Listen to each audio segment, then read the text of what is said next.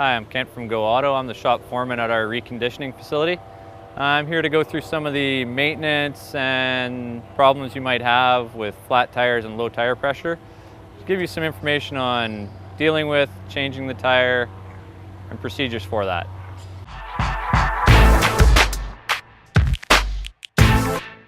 While driving, you may notice if you have a low tire pressure or a flat that a warning light in your dash will come on that appears like a tire with a question mark in amber.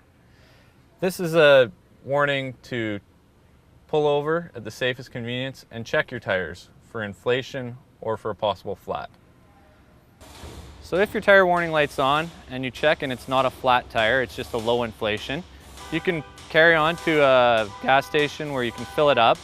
With the new systems with a pressure sensor, it's best to set your tire pressure with a digital gauge if possible.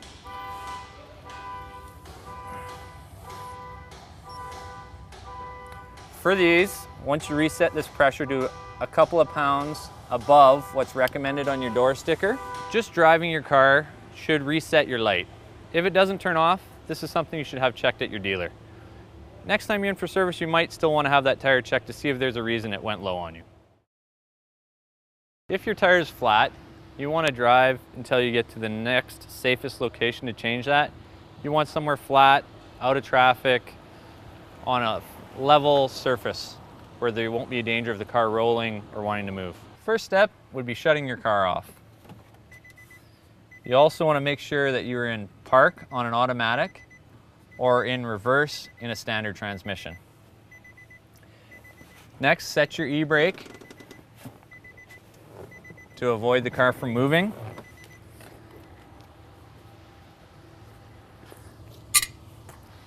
And you want to use some blocks to block the diagonal wheel from the wheel you're changing.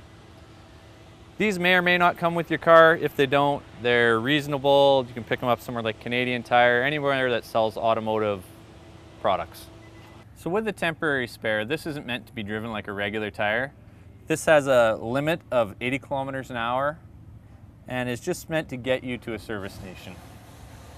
You wouldn't want this tire on the front of your vehicle because it's much narrower and wouldn't give you the steering stability that your factory tire would. So in the case of a flat on the front of your vehicle, first install your mini spare on your good rear tire and then transfer this tire to the front of your vehicle where your flat is. So we have our car turned off, park brake set, automatic transmission in park, standard transmission in reverse, all of our passengers removed from the vehicle. Now we're ready to loosen the wheel nuts.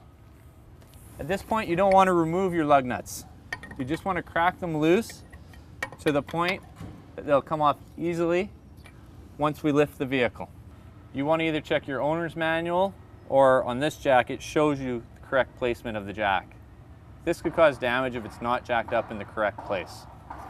You'll find a similar jacking point to this on most vehicles in front of the rear wheel for changing the rear tire, and it'll be just behind your front tire for changing your front.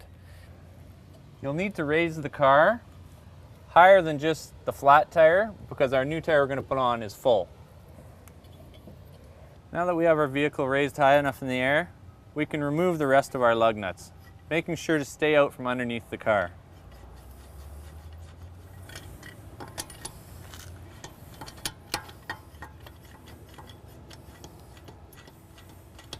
With our nuts off, we're ready to take our flat tire off. This will sometimes require a bit of a bump to knock the tire loose.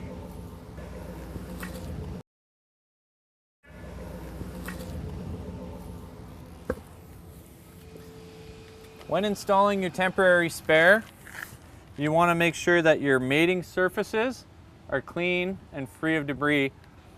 Dirt and debris in here could cause the tire to come loose after being installed.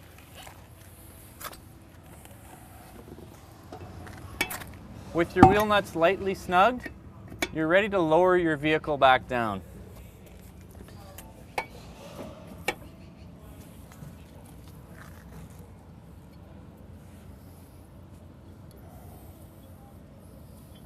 With your car back on the ground, it's time to tighten your lug nuts. This is best done in a star pattern. Choose a lug nut tighten it, and then tighten the lug nut across from it. And then tighten the one across from it.